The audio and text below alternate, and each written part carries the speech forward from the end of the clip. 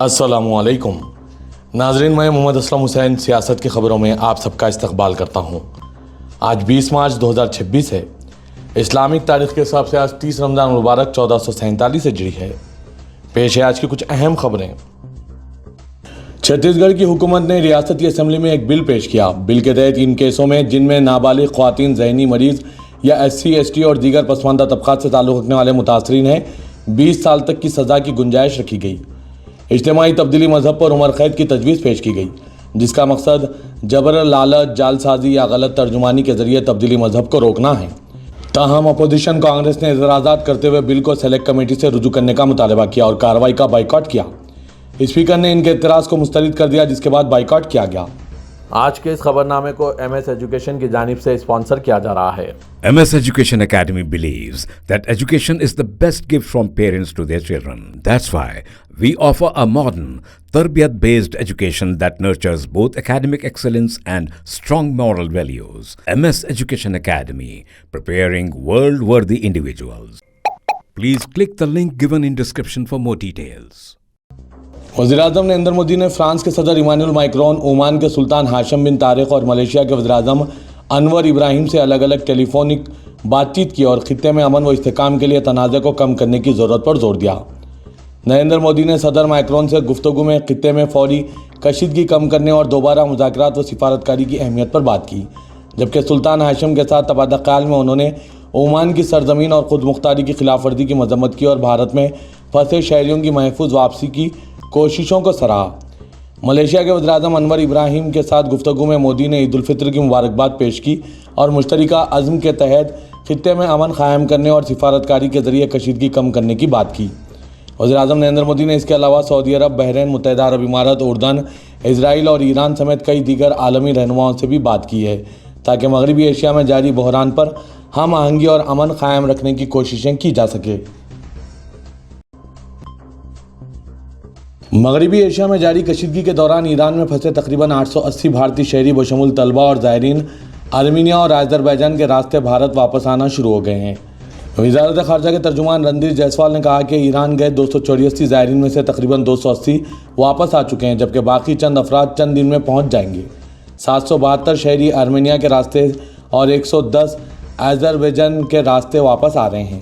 انہوں نے مزید بتایا کہ وزارت خارجہ کا کنٹرول روم جو 4 مارچ کو قائم کیا گیا تھا، پوری طرح کارکرد اور بھارتی شہریوں کی ضروریات کو پورا کر رہا ہے۔ دہلی ہائی کورٹ نے اتم نگر میں عید کی پرامن اور باوقار تقریبات کے لیے پولیس اور انتظامیہ کو سخت ہدایت دی ہے، جہاں ہولی کے دوران ایک 26 سالہ شخص کی جھڑپ میں ہلاکت ہوئی تھی۔ چیف جسٹس DK اپادھیائے اور جسٹس تیجس کاری کی بینچ نے کہا کہ علاقے میں پولیس کا بندوبست ایسا ہونا چاہیے کہ تمام شہریوں میں تحفظ اور سلامتی کا احساس پیدا ہو۔ عدالت نے ہدایت دی کہ کوئی بھی فرد یا گروہ ایسا کوئی شرارتی عمل نہ کرے جس سے غیر متوقع صورتحال پیدا ہو۔ عدالت نے واضح کیا کہ علاقے میں پولیس کے انتظامات آنے والے رام نومی کے تہوار تک جاری رہیں۔ یہ حکم شہری حقوق کی تنظیم association for protection of civil rights کی پبلک انٹرسٹ لیٹیگیشن پر جاری کیا گیا، جس نے عید کے موقع پر اتم نگر میں متوقع فرقہ وارانہ تشدد روکنے کے لیے ہائی کورٹ سے رجوع کیا تھا۔ عدالت نے کہا کہ عید ایک خوشی کا تہوار ہے اور تمام حکام کی ذمہ داری ہے کہ اس پرپاک موقع پر عوامی زندگی میں کسی قسم کی توڑ پھوڑ یا ہنگامہ آرائی نہ ہونے پائے۔ اقوام متحدہ کے ماہر پینل نے سابق JNU کے ریسرچ اسکالر عمر خالد کی طویل حراست کو منمانی اور قانونی جواز سے محروم قرار دیتے ہوئے ان کی فوری رہائی کا مطالبہ کیا۔ اقوام متحدہ کا ورکنگ گروپ برائے غیر قانونی حراست نے واضح کیا کہ عمر خالد کی قید منمانی حراست کی 4 مختلف اقسام میں آتی ہے اور یہ بین الاقوامی انسانی حقوق کے اصولوں کی سنگین خلاف ورزی ہے۔ پینل کے مطابق خالد کو ان کے بنیادی جمہوری حقوق، بھی آزادی اظہار، اجتماع، انجمن سازی اور عوامی معاملات میں شرکت کے پرامن استعمال کی بنیاد پر نشانہ بنایا گیا۔ یہ وہ حقوق ہے جو عالمی قوانین کے تحت مکمل تحفظ رکھتے ہیں۔ واضح ہے کہ عمر خالد کو 13 سپٹمبر 2020 کو شہریت ترمیمی ایکٹ کے خلاف ملک کے احتجاجات میں سرگرم کردار ادا کرنے کے بعد گرفتار کیا گیا تھا۔ ان پر دہلی فسادات 2020 کے سلسلے میں دہشت گردی، بغاوت اور سازش جیسے سنگین الزامات عائد کیے گئے۔ تاہم ناقدین کا کہنا ہے کہ استغاثہ کی جانب سے پیش کیے گئے شواہد کمزور ہے، جن میں ایک تقریر میں انقلاب کا ذکر اور ایک واٹس ایپ گروپ میں غیر کارکرد شمولیت شامل ہے۔ 5 سال سے زائد عرصے تک قید میں رہنے کے باوجود خالد کے خلاف مقدمے کی باقاعدہ سماعت تاحال شروع نہیں ہو سکی۔ ان کی ضمانت کی درخواستیں مسلسل مسترد کی جاتی رہی، جن میں حالیہ فیصلہ سپریم کورٹ کا بھی شامل ہے۔ L P G gas cylinders کے لیے بکنگ جنگ سے پہلے کی سطح کے قریب آ رہی ہے، جو صورتحال معمول پر لوٹنے کا اشارہ ہے، لیکن کمرشل صارفین پر تحدیدات اور تشویش برقرار ہے، جس کی وجہ سے ہوٹلز اور ریسٹورنٹس بری طرح متاثر ہے۔ 28 فروری سے قبل روزانہ اوسطاً 33 کروڑ ایل پی جی صارفین تقریباً 55 لاکھ سلنڈرز بک کراتے تھے۔ 18 مارچ کو بکنگ 56 سے 57 لاکھ تک گھٹ گئی ہے۔ جوائنٹ سیکرٹری وزارت پیٹرولیم و قدرتی گیس سجاتا شرما نے یہ بات بتائی۔ انہوں نے کہا کہ حکومت اب بھی گھریلو صارفین کے لیے ایل پی جی کی سپلائی کو ترجیح دے رہی ہے۔ انہوں نے کہا کہ ایل پی جی کی سپلائی کی صورتحال اب بھی باعث تشویش ہے، لیکن کوئی قلت نہیں ہے۔ کیرالہ کے وزیر اعلیٰ اور سی پی آئی ایم پولٹ بیورو کے رکن پنارائی وجین نے دھرمادم اسمبلی حلقے سے بائیں محاذ یعنی ایل ڈی ایف کے امیدوار کے طور پر کاغذات نامزدگی داخل کیے۔ یہ انتخابات 9 اپریل کو منعقد ہوں گے۔ دھرمادم حلقے سے اس انتخاب کے لیے کاغذات نامزدگی داخل کرنے والے پہلے امیدوار ہیں۔ انہوں نے صبح تقریباً 11 بجے تھالاسری ڈسٹرکٹ رجسٹرار کے دفتر میں کاغذات جمع کرائے، جنہیں ڈسٹرکٹ رجسٹرار سچن کرشنن نے وصول کیا۔ ان کی امیدواری کے لیے درکار ڈپازٹ رقم پٹھانا پورم گاندھی بھون کے عہدیداران نے ادا کی، جو وہاں کی خواتین رہائشیوں کی جانب سے فراہم کی گئی تھی۔ ریاست کیرالہ میں ایک مرتبہ پھر برڈ فلو کی وبا پھیلنے سے تشویش کی لہر دوڑ گئی۔ عہدیداروں نے آج بتایا کہ طبی معائنوں میں ضلع الاپوزا کی مہما گرام پنچایت کے وارڈ 7 میں سے برڈ فلو انفیکشن کی توثیق ہوئی، جس کے بعد انتظامیہ نے چوکسی اختیار کرتے ہوئے سخت اقدام کیا ہے۔ متاثرہ علاقے میں تقریباً 6000 پرندوں کو تلف کرنے کا فیصلہ کیا گیا۔ محکمہ افزائش مویشی نے متاثرہ علاقے کے مرکز سے 1 کلومیٹر کے دائرے میں پرندوں کو مارنے کی مہم چلانے کے لیے ٹیموں کی تعیناتی کی ہے۔ گیس بحران کے دوران ریاست راجستھان کے شہر جے پور کے قریب واقع سنگنی صنعتی علاقے زیادہ سے 1000 ٹیکسٹائلز پرنٹنگ فیکٹریاں بند ہو گئی ہے۔ علاقے کی تقریباً 90% کمپنیاں فی الحال commercial L P G cylinder کی قلت کی وجہ سے بند ہو گئی ہے۔ پیداواری کام مکمل طور پر ٹھپ ہو گیا ہے۔ اس سے کاروباریوں کو روزانہ لاکھوں روپے کا نقصان ہو رہا ہے، جبکہ مزدور بے حال بیٹھے ہیں۔ کورونا وائرس وبا کے بعد اب ایک بار پھر مزدوروں کو نقل مکانی کا سامنا ہے۔ ٹیکسٹائل پرنٹنگ کی یہ 1000 سے زیادہ فیکٹریاں جے پور کے سنگنیر علاقے میں کام کرتی ہے، جو چیف منسٹر بھجن لال شرما کے انتخابی حلقے میں آتا ہے۔ مرکزی حکومت نے تلنگانہ کے چیف سیکرٹری کے راما کرشنا راؤ کی میعاد میں 3 ماہ کی توسیع کی ہے۔ مرکزی وزارت پرسونل اینڈ ٹریننگ کی جانب سے اس سلسلے میں تلنگانہ حکومت کو اطلاع دی گئی۔ تلنگانہ حکومت نے راما کرشنا راؤ کی میعاد میں 3 ماہ کی توسیع کی اجازت طلب کی تھی، جسے مرکز نے منظوری دے دی۔ رام کرشنا راؤ کی میعاد میں یہ دوسری مرتبہ توسیع کی گئی ہے۔ انہوں نے 30 اپریل 2025 کو چیف سیکرٹری کے عہدے کا جائزہ لیا تھا اور ان کی سبکدوشی 30 اگست 2025 کو تھی۔ تلنگانہ حکومت کی درخواست پر مرکز نے رام کرشنا راؤ کی میعاد میں 1 سپٹمبر 2025 سے 7 ماہ کی توسیع دی۔ رام کرشنا راؤ 7 ماہ کی توسیعی مدت کی تکمیل پر 31 مارچ کو سبکدوش ہونے والے تھے، لیکن تلنگانہ حکومت نے انتظامی بنیادوں پر مزید 3 ماہ کی توسیع طلب کی۔ تلنگانہ کے وزیر اعلیٰ ریونت ریڈی نے کہا ہے کہ عوامی حکومت زرعی شعبہ اور کسانوں کی بھلائی کے عہد کی پابند ہے۔ انہوں نے کسانوں کی مدد اور فصلوں کی حوصلہ افزائی کے ذریعے بادشاہ کا موقف دینے کا اعلان کیا۔ چیف منسٹر نے رویندرا بھارتی میں اگادی تقاریب میں شرکت کی۔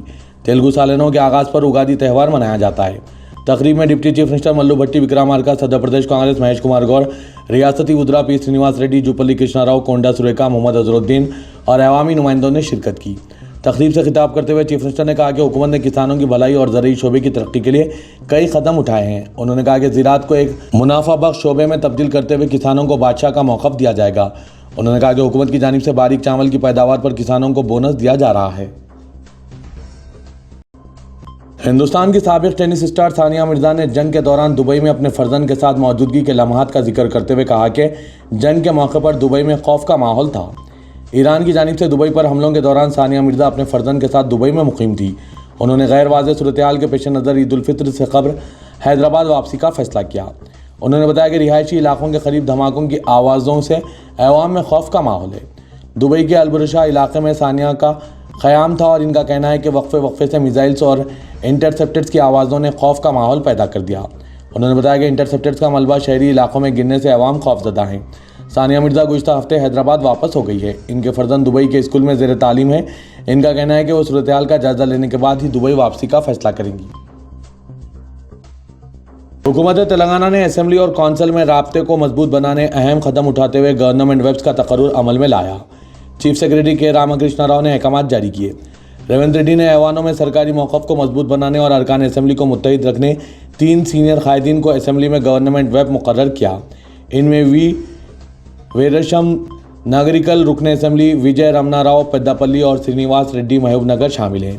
اس طرح کونسل میں بھی سرکاری امور کو مؤثر طریقے سے چلانے 2 ارکان council E Dayakar Rao B Venkat کو ویب مقرر کیا گیا۔ ان کی ذمہ داری ایوانوں میں اہم بلز کے دوران ارکان کی حاضری کو یقینی بنانا ہوگا۔ تلنگانہ میں عیدگاہوں میں نماز کی ادائیگی کے خلاف عدالت سے احکامات حاصل کرنے پر وقف بورڈ کی خاموشی افسوسناک ہے۔ بھونگیر میں موجودہ عیدگاہ میں نماز کی ادائیگی سے محکمہ مال اور محکمہ پولیس نے انتظامیہ کو عدالتی احکامات کا حوالہ دیتے ہوئے روک دیا اور کہا کہ مسجد تقیہ و عیدگاہ کو عید الفطر کے دن مقفل رکھا جائے اور وہاں نماز ادا کرنے سے گریز کیا جائے۔ بھونگیر میں اس موقوفہ اراضی کے تحفظ کے لیے عدالت میں مقدمات زیر دورہ ہیں، لیکن بعض افراد نے عدالت سے رجوع ہو کر موقوفہ جائیداد میں وقف بورڈ اور مسجد و درگاہ کے منتظمین کو فریق بنائے بغیر محکمہ مال کے عہدیداروں کے لیے عید الفطر کی نماز ادا کرنے سے روکنے کے احکامات حاصل کیے۔